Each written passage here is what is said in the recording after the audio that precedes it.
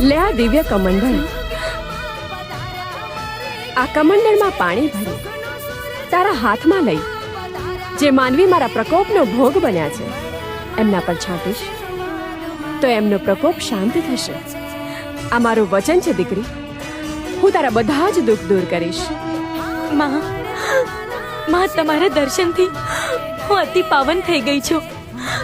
મારા અંતર્મનની બધી જ આશા પરિપૂર્ણ થઈ ગઈ છે ને માં, તમારા પ્રતાપે મારા દીકરા ચેતનને નવું જીવન મળ્યું છે. માં, હું તમારી ઋણી છું. માં, હું તમારી ઋણી છું. દીકરી, તું માંગ. તારે જે માંગવું હોય તે માંગ. માં, મારે કંઈ જોઈતું નથી. વગર માંગે તમે મને બધું જ આપ્યું છે. પણ શું દીકરી? માં, હું તમારી શોધમાં આવી રહી હતી ત્યારે રસ્તામાં એક તળાવ આવ્યું હતું. એ તળાવનું પાણી કોઈ પણ પીવે તો એ મરી કેમ જાય છે? દીકરી, તે ઉત્તમ સવાલ કર્યો છે.